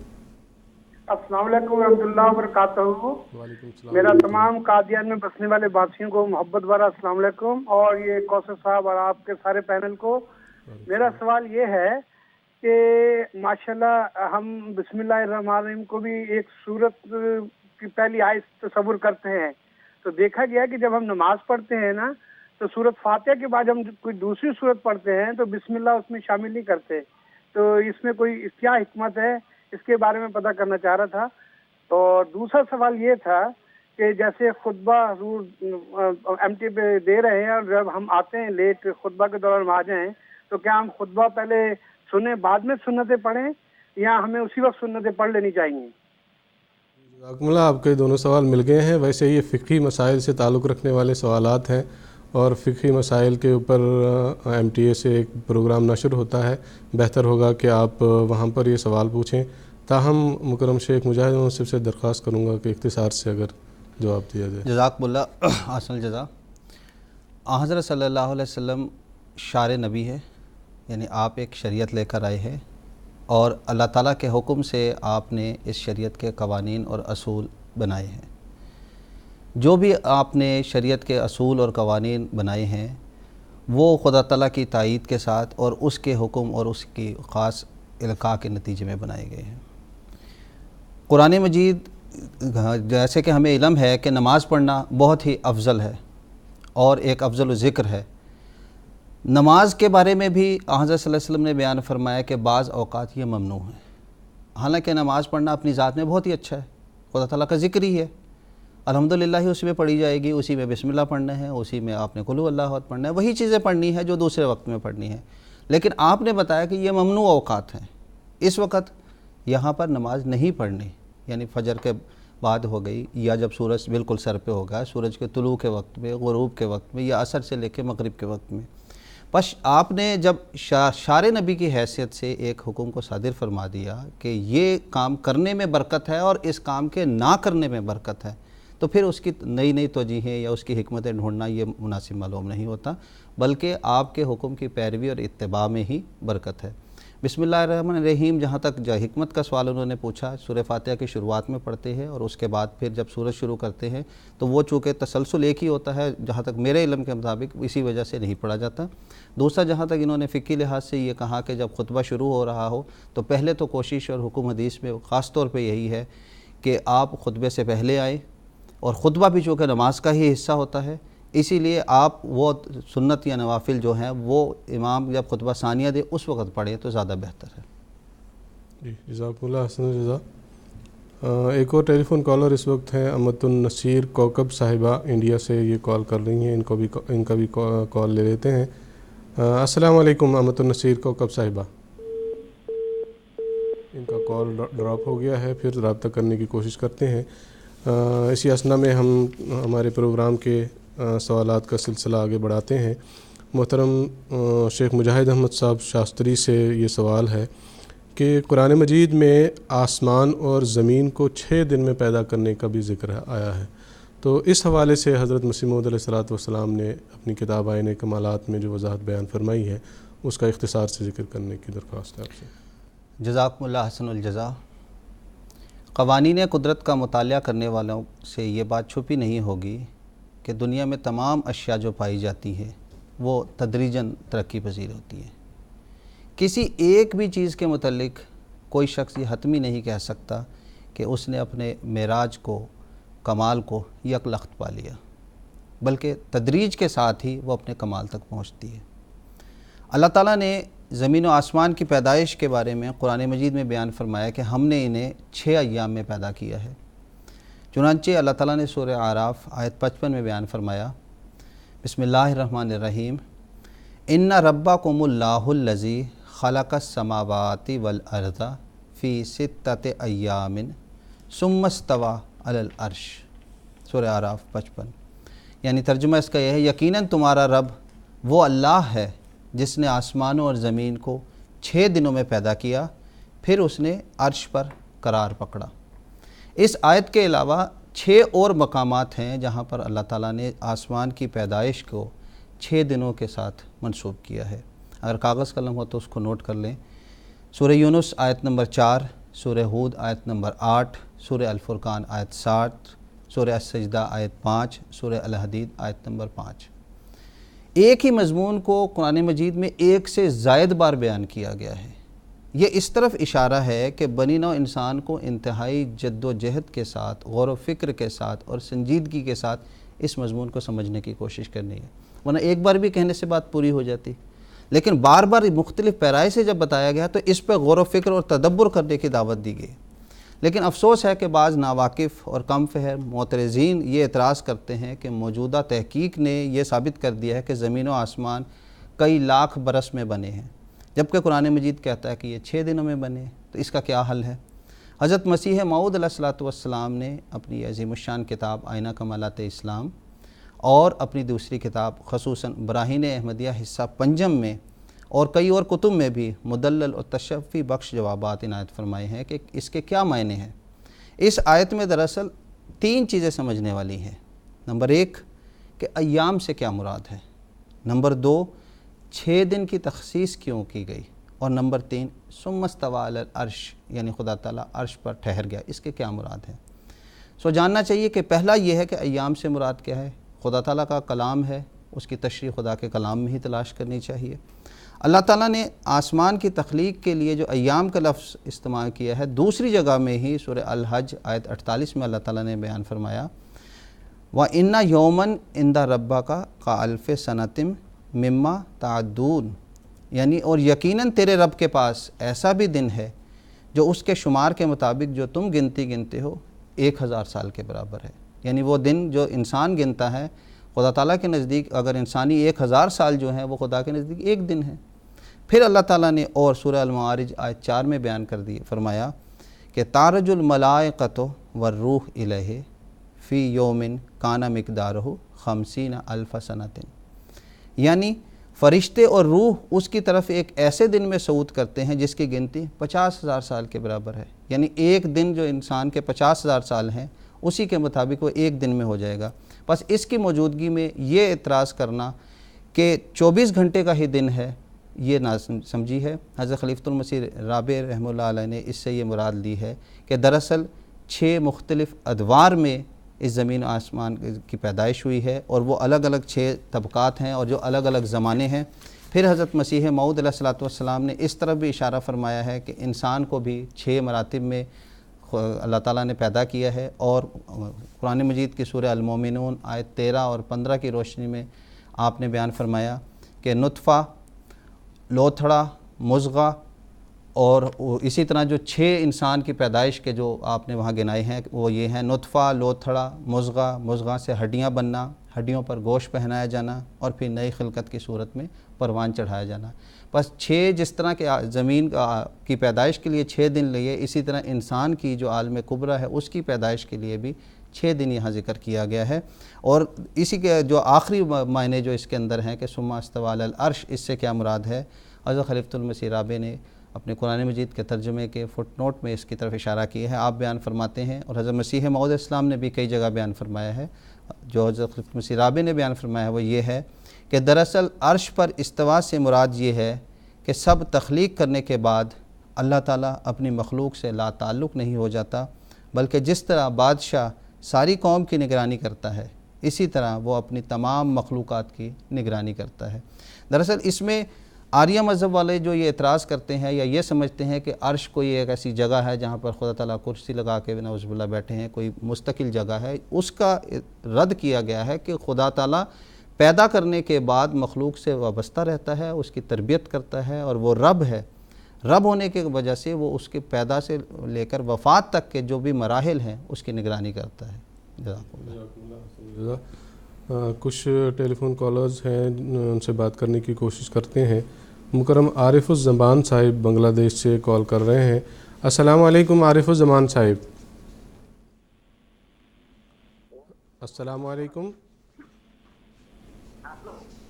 جی آپ لوگ خیریت سے سر، میرا چھوٹا سا سوال ہے۔ سورہ بقرہ میں 201 نمبر آیت میں اس کتاب میں اللہ تعالیٰ نے فرمایا کہ تم مجھے ایسا ہی ہو جیسے تم تمہارے باپ کو یاد کرتے تھے، اس کا تفصیل چاہیے مجھے۔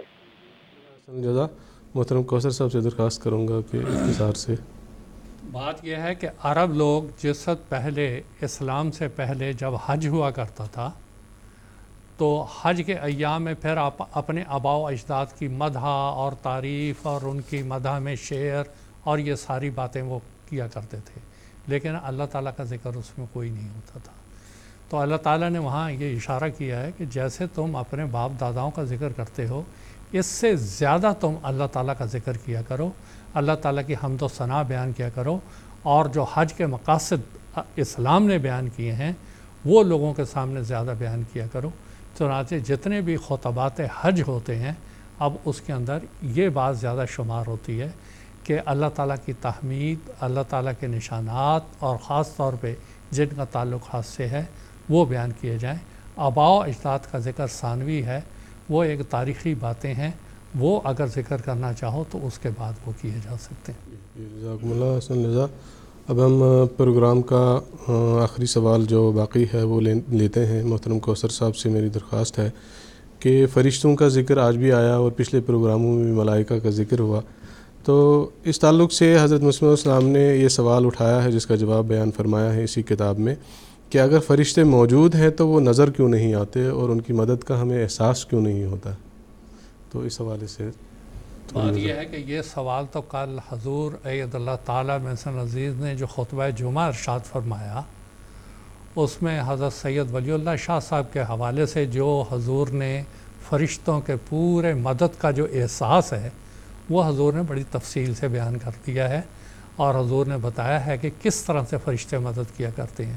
اس طرح سے نہیں کہ آسمان سے اتر کے وہ جو ہے وہ براہ راست تلواریں لے کے بدر کے میدان میں 5000 فرشتہ شروع ہو جاتا ان کے ساتھ جنگ کرنے کے لیے، ایسا طریقہ نہیں ہوا کرتا، بلکہ اس کے کام کرنے کا طریقہ یہ ہے کہ مثال کے طور پہ آندھی آئی، ان کے چہروں پہ جا کے وہ پڑھی اور وہ ان کو نظر نہیں آنے لگا، تو اللہ تعالیٰ کی تائید اس طرح سے ہوتا ہے۔ اب جو نظر نہ آنے کی بات ہے، دیکھیں یہ کوئی اصول نہیں ہے، اب ایک مثال دے کے بات سمجھاتا ہوں. 15-20 اگر نابینا اندھے لوگ ایک جگہ جمع ہو جائیں اور وہ یہ کہیں کہ چلو مان لیتے ہیں سورج موجود ہے کیونکہ اس کی حرارت کا ہمیں احساس ہوتا ہے، لیکن ہم یہ کیسے مانیں چاند موجود ہے؟ ہم نہیں مانتے. تو لوگ ان کو کہیں بھائی ہم جو دیکھ رہے ہیں چاند، وہ کہیں گے تم 1000 بار دیکھو مگر ہمیں نظر نہیں آتا، ہم کیوں مانیں اس کو؟ اب ان کی بھی ایک دلیل ہے. تو ہر چیز نظر نہیں آیا کرتی اور نظر آنے پر ہی اس پہ ایمان نہیں لاتے. اب مثال کے طور پہ آکسیجن ہوا ہے، عقل ہے، روح ہے، خوشبو ہے، بدبو ہے، کیا یہ چیزیں نظر آتی ہیں؟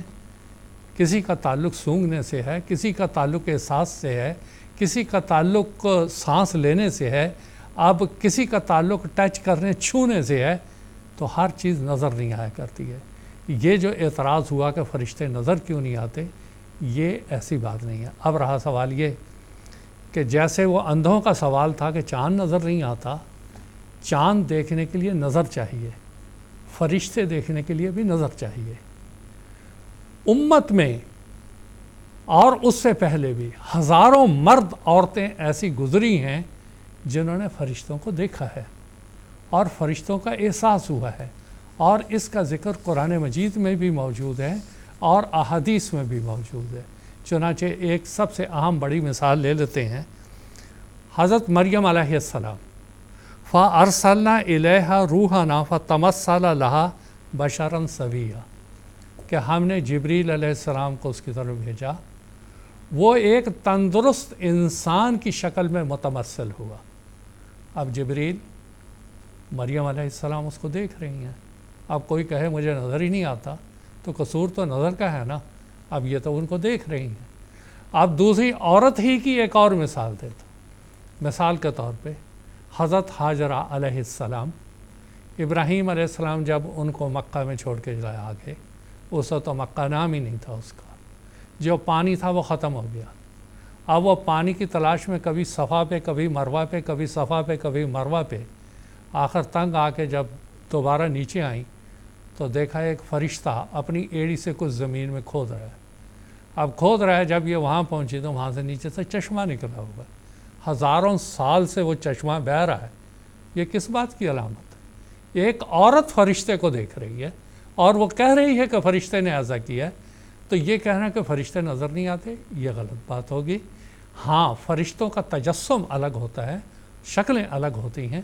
اب مثال کے طور پہ یہی کشفی حالتیں ہوتی ہیں. یہ ساری رسول کریم صلی اللہ علیہ وسلم کی مجلس میں جبریل علیہ السلام آتے ہیں، سوال کرتے ہیں مل اسلام، مل ایمان، اور جواب بھی دیتے ہیں خود ہی.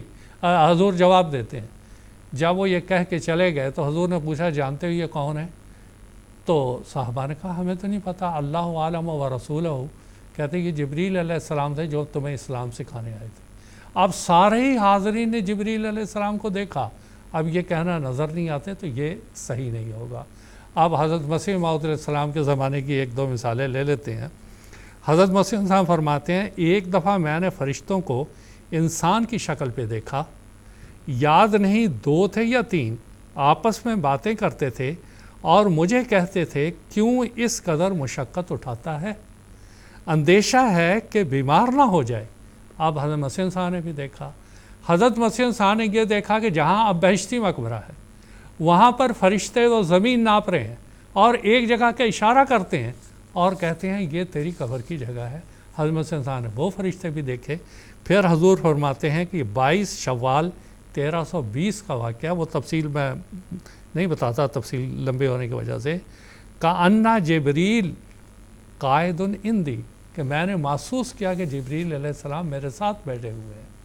پھر یہ کتاب جس کی ہم ابھی بات کر رہے ہیں، جس کی روشنی میں یہ مجلس مذاکرہ، اس کے بارے میں فرماتے ہیں ایک رات یہ بھی دیکھا کہ ایک فرشتہ بلند آواز سے لوگوں کے دلوں کو اس کتاب کی طرف بلاتا ہے اور کہتا ہے ھذا کتاب مبارکن فقوموا للاجلال والاکرام، کہ یہ کتاب مبارک ہے، اس کے لیے تم کھڑے ہو جاؤ.